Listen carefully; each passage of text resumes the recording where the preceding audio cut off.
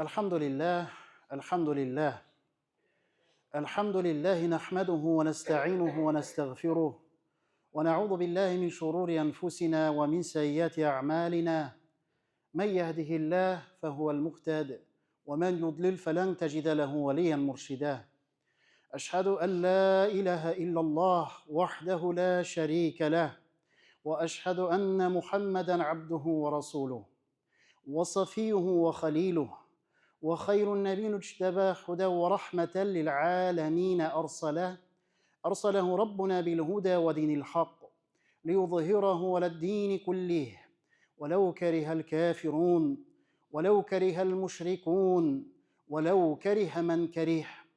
اللهم صل وسلم على حبيبنا نبينا سيدنا رسولنا محمد وعلى آله وصحبه أجمعين. أما بعد فيا عباد الله، أوصيكم ونفسي بالتقوى الله تعالى وأحثكم وإياي على طاعة الله، ثم استفتحوا بالذي هو خير. يقول الله تبارك وتعالى في محكم التنزيل في كتابه الكريم: أستعيذ بالله من الشيطان الرجيم، بسم الله الرحمن الرحيم، إن الله مع الذين اتقوا والذين هم محسنون. صدق الله العظيم. Bizlarni yo'qdan bor qilib tarbiya qiluvchi, bizlarga ulug' bo'lgan saodat, muborak bo'lgan G'aydil Fitr, Ramazon g'ayitlarına erishirga nasib qilgan Rabbimiz Alloh azza va jallaga, hamda ushbu g'ayit kunga to'g'ri kelgan, nur ustuna nur bo'lgan jumg'a namozlarına kelirga nasib qilgan Rabbimiz Alloh subhanahu va taolaga ko'p maqtovlar, hamdlar va sanalar bo'lsa edi. Iksiz, cheksiz ne'matlarına şükür analarımız devamlı bulup dursaydı kardeşlerim. Bütün cilgizine örnek bulgan, seyini çalıp kelgen, ümmeti için şatlangan, ümmeti için kaygırgan, ümmeti için her namazda dıgada bulgan seyikli Peygamberimiz Muhammed Mustafa sallallahu aleyhi ve sellem'ge, onun gailesine, onun yakınlarına, onun sahabi kiram dostlarına salavat selamları biz devamlı bulup dursaydı kardeşlerim. Rabbimiz Allah mübarek hayırlı kılsın gayet günlerimizni, ushbu izgi bo'lgan jumg'a kunlarimizni, iki ulug' bo'lgan bayram elhamdülillah, Allah Rabbimizning rahmetini qozonu, Allah Rabbul G'izzaning ne'matlarına erishu. Haligi o'qilmish oyatda da Rabbimiz Allah subhanahu va taala dersekte Rabbimiz Allah taqvo bo'lgan qillari bilandir. Taqvolikqa intilgan qillari bilandir dey Allah tebaraka va taala ayta. Hamda bu bandalar ihsanda, ko'rkamlikda, xayrlikda deb Allah Rabbul G'izza ayta. Mübarek fazilatli ushbu kunimiz, g'ayit kunimiz, shodlik kunimiz, lekin shu vaqtda mansuda kunimiz. Ya'ni bizlar bilan yanasha bo'lgan 29 kun tonglarin qarshi oldik. 29 kun bo'yi quyosh botgan vaqtlarin, iftor vaqtlarin qarshi oldik kardeşler. Urazalarimizni ko'rkamlik ila tutdik kardeşler. Allah Rabbimizning rahmetine umtilirga tirishdik kardeşler. Qaybirlarimiz evvel urazaga kirdi kardeşler. Elhamdülillah. Namazlarga girdik, meçitlerde bulduk. Yani nindi sağınıp sili turgan kunlar tunlar oy o'sib ketdi bizden. Cemaat adam balası yaxshi vaqtlarni yosh esga ala. Yosh vaqtlarni esga ala, motor vaqtlarni esga ala, yegarli quvvatli bo'lgan vaqtlarni esga ala. Ham endi albatta biz de bu Ramazan şerifini iske alabız. Allah tebareke ve teala ushbu mübarek bo'lgan saadat oyda tirishliklarimizdan, qabullardan qilsaydi. Ayye biz bandalar, ayye biz kemchilikli, yetarlik ettirib, diris ettirib, tiyishincha tayin ettirib, amal ibodatlarini da qila olmaganmizdir. Amma lakin Rabbimiz Alloh taala kenglik, rahmat iyasi, mag'firat iyasi. Allah Rabbimizning elchisi Muhammed Mustafa sallallahu aleyhi ve sellem aytaydi: "Saddidu ve qaribu." Tirishig'iz yaqinayirga, tirishig'iz, tirishlik ko'rsatigiz deyip. Mana bu tirishliklarimiz, umtilishlarimiz Allah Rabbimiz tarafından yuqori bayalansaydi kardeşlerim. Ushbu urazalar, ushbu o'qilgan Qur'on oyatlarimiz qiyomat kunida bizlarni yoqlab kelsaydi.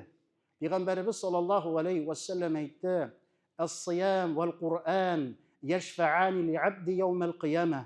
Dersekte tutkan uraza hamda o'qigan Qur'on oyatlari qiyomat kunida o'zining xo'jasi için kim bu urazani tutdi, Кем бу Кур'ан аятларын укыды, асыл булган, изге булган лафызларны телләрен тибрәтеп чыгарды, Кур'ан аятларын, кыйраатларны кылды. Кыямәт көндә килеп, аның өчен Раббыбыз Аллаһтан сорарлар.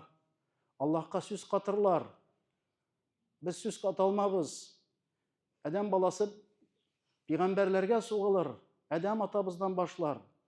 Адәм атабыз үз хәлемнең хәл. Аны Нух пәйгамбәргә барыгыз дияр. Нух пәйгамбәргә барырлар. 50 мең ел буе, 50 мең ел буе җәмәгатул муслимин басып торырлар. Ул кем бит? Кыямәт көне. 50 мең ел буе. Пәйгамбәрбез саллаллаһу алейхи ва саллям әйтә, җәмәгать, инде иң әввәлән кабердән кубарылам мин диеп, сөекле Расулыбыз саллаллаһу алейхи ва саллям безгә хәтле кабернән кубарылып чыга. Һәм дә аның артыннан кубарылган затлар, аның өммәте, Пәйгамбәрбез саллаллаһу алейхи ва саллямның инде кубарылган хәлдә кыямәт көндә күргәч, бер төрле күңелләрендә тынычлык булыр. Бөтен пәйгамбәрләрне узарлар. Бер пәйгамбәр дә ризалашмас. Аллаһ Тәгаләдән барып, халык өчен сорарга, Аллаһ Тәгалә хисапны башласын диеп, Аллаһ Тәгаләнең рәхмәте, ниъмәте булсын диеп, сөекле Расулыбыз саллаллаһу алейхи ва саллям шунда барып, Аллаһ Тәбәрәкә ва Тәгаләнең гаршы астында шундый сәҗдә кылды, озак иттереп шундый сәҗдә кылды, шундый иттереп Раббыбыз Аллаһ Тәгаләгә мактау кәлимәләре әйтте, шөкер кәлимәләре укыды, сәнәләр яудырды. Ягъни булай иттереп беркем дә Пәйгамбәрбез саллаллаһу алейхи ва саллям хәтта тормышта, хаятта да булай иттереп Аллаһ Раббыбызны мактамады, хәмдәләмәде, анардан сорамады. Аңа әйтелде: "Я Мухаммад, тор, бүген хисап көне, гамәл кыны түгел" диеп. Һәм дә бар шәфаәт кыл, якла, сиңа рөхсәт ителде диеп. Һәм Пәйгамбәрбез саллаллаһу алейхи ва саллям әввәлән шәфаәт кыла, һәм дә бөтен халык акрын гына хисапка кузгала. Шулай ук җәмәгать изге гамәлләребездә тоткан уразалар да иншаллаһ яклап килеп, Аллаһ Тәгалә кабуллардан кылсын. Алар бик матур сүрәттә булсалар иде, күркәм сүрәттә булсалар иде, аларны күреп соклансак иде, ул уразалар җәмәгать каберебездә дә безнең белән янәшә булалар. Ул укыган намазлар каберебездә дә безнең белән янәшә булалар. Алар безне кыямәткә хәтле, әгәр дә алар матур, күркәм, хәерле гамәл икән, изге гамәл икән, сөенеч хәбәре биреп тора һәр көнне. Без синең яхшы гамәлләрең, сиңа Аллаһтан рәхмәт булсын, сөенеч булсын, бара торган җаең, керә торган урның, кала торган урның җәннәт дип хәбәр бирәләр җәмәгать. Һәм киресенчә, әгәр дә әшәкелектән киселмәсәң, әгәр дә хәерсез, харам булган гамәлләрдән тукталмасаң, алар да бит безнең белән бергә кала. Әмма ләкин алар иң кабих сүрәттә, иң ямьсез сүрәттә, иң начар кыяфәттә, һәм дә аларның телләреннән ләгънәт булып, ләгънәт булсын сиңа, кайгыр, кайгыга бат, кыямәткәчә Аллаһның җәһәннәме белән сине сөендерәбез диеп, шундый кәлимәләрне әйтерләр. Аллаһ Раббыбыз рәхмәте белән кабуллардан кылса иде, рәхмәтен кылса иде. Һәм дә әлхәмдүлиллаһи раббил галәмин. Әлеге укылмыш аятта да Раббыбыз Аллаһ, алар мухсиннар, ихсанлыкта булган затлар ди. Нәрсә ул ихсан дисәк, Пәйгамбәрбез саллаллаһу алейхи ва саллям әйтте: "Тәъбудаллаһ кәаннәка тарах, фәин ләм тарах, фәиннәһу ярак." Раббың Аллаһны күргән төсле гыйбадәт кыл ди. Менә бу ихсан. Күргән төсле гыйбадәт кыл. Менә ул ихсан ди. Әгәр дә син аны күрмәсәң, ул сине күрә, Раббың Аллаһ ди. Шуңа Раббыбыз Аллаһ гамәлләребездән, гыйбадәтләребездән кабуллардан кылса иде, кардәшләрем. Әлхәмдүлиллаһ, мәбәрәк булган гает көнебез. Инде бу Раббыбыз Аллаһка якыная торган сәйр, хәйр булган сәгадәт, гамәл кыла торган изге көннәрдән. Аллаһ Тәбәрәкә ва Тәгалә кабуллардан кылса иде, кардәшләрем. Ушбу көннәр бигрәк тә гаиләбез белән, якыннарыбыз белән була торган көннәр, бер-бирләребезнең хәлләребезне белә торган көннәр җәмәгать. Әлбәттә, кайчан әти кеше, бигрәк тә мәчетләрдә әтиләр, абыйлар, бабайлар хөрмәтле, гаиләләребез бар, балаларыбыз, оныкларыбыз бар. Алар бездән асыл булган, гыйбрәтле булган сүзләр көтә. Кайчан әти кешенең, бабай кешенең матур иттереп, күркәм иттереп, табын артында булсын. Утырган вакытта булсын җайлап кына балаларына, угылларына, кызларына, оныкларына Аллаһ Раббыбызның әмерләрен аңлатуы. Нәрсә киеш, нәрсә фарыз, нәрсәне Аллаһ Тәбәрәкә ва Тәгалә тыйып куйды, нәрсә безнең динебездән. Ушбу инде әлбәттә бик күркәм сәгадәт, хәерле гамәлләрдән җәмәгатул муслимин. Куръани Кәримгә карасак та җәмәгать, Аллаһ Тәбәрәкә ва Тәгалә Инде ата кешенең баласына мөрәҗәгатьләрен безләргә бәян итә.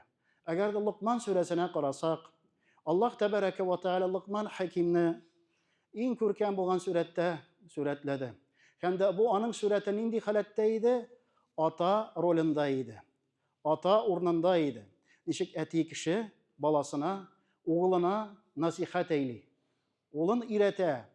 Улын яхшылыкка чакыра. Әйткән сүзләре дә: «Я бунайя ла тушрик биллах, инна ширка ла зулмун азим». Эй балакаем, угылкаем, Раббың Аллаһка кемне дә булса тиң кыла күрмә, көфрлек кыла күрмә. Чөнки ширк кату Раббың Аллаһка зур булган зулматлардан, яманлыклардан ди. Эй кардәшләрем, бик тә кирәк бит. Динебез ислам, иманыбыз бар. Бүгенге көндә яшьләребез яшь буын ялгышып, төрле юлларга керергә мөмкин бит, җәмәгать. Нинди генә юллар юк. Йолдызга табынучылар да бар. Әллә нинди сихр, әллә нинди мультфильмнар да бар, җәмәгать. Сихр турында, башкасы турында. Ислам диненнән гайры булган мәсләк юллар да бар. Яшьләребезгә без аңлату кирәк. Менә бу хаклык. Бу хаклыкка алып бара. Утка табынуда, Аллаһтан гайрыдан сорауда, төрле ырым-шырымнар да, сихрчелек тә. Булар динебездә булмаган нәрсә. Һәм дә бик куркыныч булган нәрсә ди, җәмәгать. Әллә инде магиялар, аларны инде кеше якынайсын дип, акка бүлә, карага бүлә, янәсе черный начар, янәсе белый магиясе әйбәт, шулай дип. Әмма ләкин җәмәгать, сихр, яманлык, начарлык, Аллаһ Тәгаләгә тиңдәш кату, Аллаһтан гайры булган затлардан сорау, әллә нинди мифологиялар, әллә нинди ырым-шырымнар, әллә нинди нәрсәләргә яшь буынның керүе, җәмәгать, куркыныч булган нәрсә. Әллә нинди үзенә юлларны алуы, әллә нинди сленг сүзләрне куллануы, әллә нинди үзенә инде бер нәрсәне, ниндидер затны, ниндидер персонажны үзенә кумир итеп алуы, үзенә якын итеп алуы, аның артыннан иярүе, аңа мәхәббәтле булуы, телефонда да шуның рәсеме, башка эшләрдә аның белән хозурлана, аның турында фильмнар карый, аның турында китаплар укый, бүтән мәнфәгате юк. Инде әлбәттә без әтиләр, әниләр, әбиләр, бабайлар динебезнең сәгадәт хәерле икән аңлатырга тиешлебез. Нәрсәгә чакыра? Шул сәбәпле, әлхәмдүлилләh, иманыбыз сәбәпле Аллаһ Раббул Гизза безләрне саклый, иреп, тәмам югалып харап булудан рәхмәтен әйли. Карый әле Луқман Хәкимне. Ул яна улына дәвам кылып әйтә: «Я бунайя, эй балакаем, эй угылкаем, акимис-сала». Намазларны тыргыза күр. Мөселман кеше намазсыз яши аламысың инде? Рамазанда гына түгел, башка төрле хәлдә дә. Әлбәттә, безнең мөселманның тормышында, татар халкының, мөселман халыкларның тормышында намаз дигән нәрсә ул беренче урында тора. Аннан кала безнең тормыш күренми. Намазсыз мөмкин түгел. Акимис-сала ваъмур бил-ма'руф. Намазын укы, яхшылыкка чакыр. Ва анханил мункар, начарлыктан тый. Дөньяда яшәгәндә балам күр, яхшылык бар икән шул изгелеккә өндә, үзеңнең гамәлең белән, үзеңнең тотышың белән, үзеңнең сүзләрең белән яхшылыкка, хәерлеккә чакыр. Бу динең, бу изгелек, Аллаһ Раббул Гизза васият итеп кылган сиңа шуны рәхмәте белән. Начарлыктан тый, яманлыктан тый, хәлеңнән килгәнчә күрсәт. Wasbir ma asabak. Һәм дә сиңа авырлык ирешсә, сабырлардан бул ди. Яшьләребезгә бик кирәк. Дөнья бит җәннәт түгел, җәмәгать. Дөньяда төрле хәл була. Күңелдә төшеп китә. Теләгән нәрсәне эшләп тә булмый, теләгән машинаны да алып булмый, теләгән кызга да өйләнә алмыйсың. Төрлесе бар. Килә торган акча синең яныңнан узып китәргә мөмкин. Сиңа тиешле ризык сине урап узарга мөмкин. Әмма сабырлык күрсәт, авырап та китәргә мөмкинсең. Финанс яктан да синең мәшәкать булырга мөмкин. Әмма ләкин сабырлык күрсәт. Wasbir ma asabak. Сиңа ирешкән мусибәткә сабырлык күрсәт ди Раббыбыз Аллаһ. Һәм бу ата кеше Луқман Хәким үзенең углына шуны сөйли: "Эй балам, уйлый күрмә, Раббың Аллаһ бар. Раббың Аллаһ калдырмый. Аллаһ Тәгалә сыный, мусибәт бирә. Әмма ләкин мөселман кеше әйтә: "Инна лиллаһ ва инна илейһи раҗигун." Нәрсә булса да, без Аллаһның куллары, Аллаһка кайтабыз, Аллаһка буйсынабыз. Яфрак та өзелеп төшми илля фақат Раббыбыз Аллаһның рөхсәте белән агачтан. Җил дә исми илля фақат Раббыбыз Аллаһның рөхсәте белән. Безгә дә килгән ниъмәт тә, яхшылык та Раббыбыз Аллаһның әмере белән. Безгә насыйп булмаса да Раббыбыз Аллаһның әмере белән. Тулаем Раббыбыз Аллаһка тапшыру. Инна фи залика мин азмил умур. һәм бу нәрсәләрдә әлбәттә ныклык бар. Намазда, яхшылыкка чакыруда, изгелеккә өндәүдә, начарлыктан тыелуда, сабырлык күрсәтүдә, Аллаһка тапшырылуда, иманда күркәм булган ныклык бар. Пәйгамбәрләр юлы, мөселман халыкларның юлы.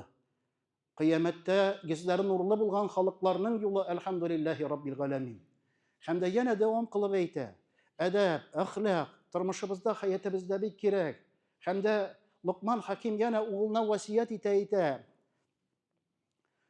Вала хаддака линнас. Һәм дә инде син йөзеңне кешеләргә чыта күрмә. Вала тамши фил арди мараха. Җир йөзендә тәкәбберләнеп йөри күрмә.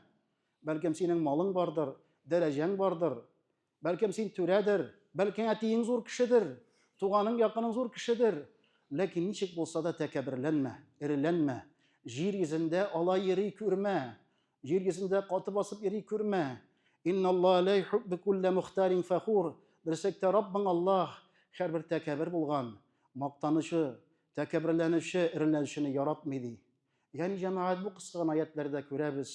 Ягъни әти кеше улына, баласына хәерле тәрбия бирә. Әдәп, әхлак, кешеләр белән ничек үзеңне тоту, җир йөзендә ничек яшәү, үзеңне Аллаһның кылу итеп тану, эреләнмәү, Раббың Аллаһтан курку, итәгатьле булу. Моны Рамазан шәриф бу нәрсәләрнең булуында тормышыбызда зур урын алды. Моны бу уразаның сәбәпле дә күңелләребез сынды. Рухларыбызга ныклык килде, әлхәмдүлиллаһ. Аллаһ Раббыбызга тапшырылдык. Ризыкның Аллаһтан икәнен җәмәгать таныдык та таныдык. Шөкер итәргә өйрәндек, сабырлыкка өйрәндек. Раббул Гиззаның бу нигъмәте Рамазан шәриф кардәшләрем. Аллаһ тәбәрәкә ва тәгалә рәхмәтен кылсын, мәгъишәтләребезне хәерле кылсын, гамәл гыйбадәтләребездән кабул кылсын, хаталарыбызны, гынаһларыбызны, кимчелекләребезне ярлыкасын ва кичерсен, рәхмәтеннән калдырмасын. Кардәшләрем, әле Рамазанның тәэсире дәвам итә. Инде кирде Шәввал айы. Шәввал айы кирде. Рамазан китте.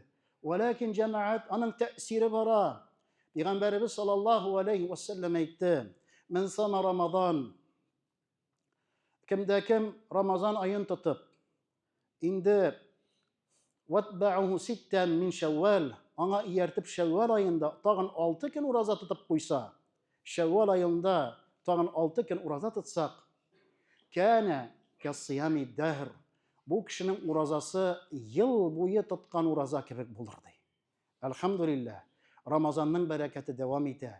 Әгәр дә хәлләребездән килгәнчә шул Шәввал айында тагын 6 көн ураза тота алсак, Аллаһ Раббул Гизза шул Рамазан сәбәпле рәхмәте белән, киң юмартлыгы белән безгә елы буе тоткан уразаның әҗр хәсәнәтләрен вәгъдә итә.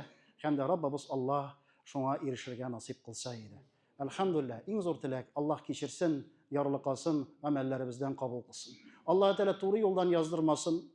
Аллаһ Раббул Гизза йөрәкләребезне нурлы кылсын. Хидаят истиқамәтле булырга насип булсын. Аллаһга шөкер, сөйник кардәшләрем, шатланык кардәшләрем. Безнең әлхәмдүлиллаһ бердән бер Раббыбыз Аллаһ каршында макбул булган динебез ислам бар. Безнең иманыбыз бар, Аллаһга шөкер. Әлхәмдүлиллаһ, динебез бар, шәригатебез бар. Һәм дә әлхәмдүлиллаһ, үрнәк алыр зат, сөекле пәйгамбәребез Мухаммад Мустафа саллаллаһу алейхи ва саллям бар. Ул безгә якын, ул безгә сөекле, әти-әниләребезгә караганда да. Һәм дә әлхәмдүлиллаһ, бердән бер хак мәгъбуд, гыйбадәт кылырга, сорарга, ялварырга, тәвәккәл булырга, өметләнергә, сыгынырга, якын булырга зат Раббыбыз Аллаһ субханаһу ва тааля бар.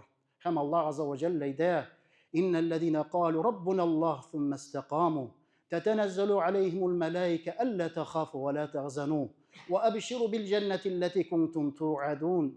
Һәм дә кемнәр яшәсә дөньяда Раббыбыз Аллаһ дип яшәсәләр, иман белән яшәсәләр, шуңа шатланып, Раббыбыз Аллаһны улуглап, хәтта киткән вакытларында да Аллаһның мәлаика фәрештәләре килеп, инде буларга тынычлык, иминлек теләрләр, җәннәт белән сөендерерләр ди. Аллаһ Раббул Гизза ушул уразаларыбызны кыямәттә күреп шатланырга насип итсен. Шатланырга, сөенергә насип итсен. Бер-беребезне җәннәттә күреп шатланырга, сөенергә насип итсен. Аллаһ тәбәрәкә ва тааля араларыбызны тизек кылса иде, йөрәкләребезне сәламәт кылса иде, рәхмәтеннән, бәрәкәтеннән ташламаса иде. Баракаллаһу лана ва лакум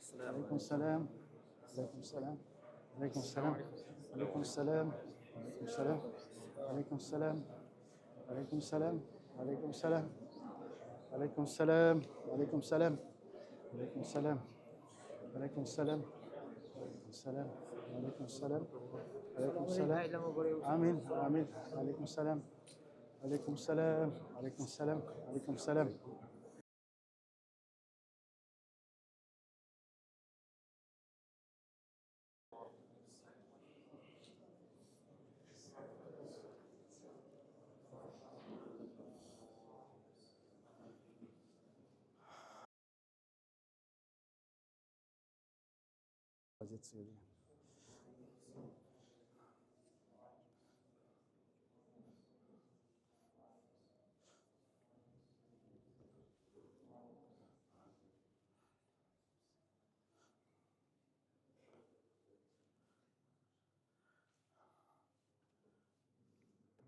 والله ما يقتل. اللهم ربنا تقبل منا إنك أنت السميع العليم، وتب علينا يا مولانا إنك أنت التواب الرحيم. اللهم اهديني، اللهم اهدنا إلى خاق إلى طريق مستقيم، وارحم جميع أمة محمد صلى الله عليه وسلم برحمتك يا أرحم الراحمين. Mübarek olsun bayramlarımız, kabul olsun. İzgiliklerimiz.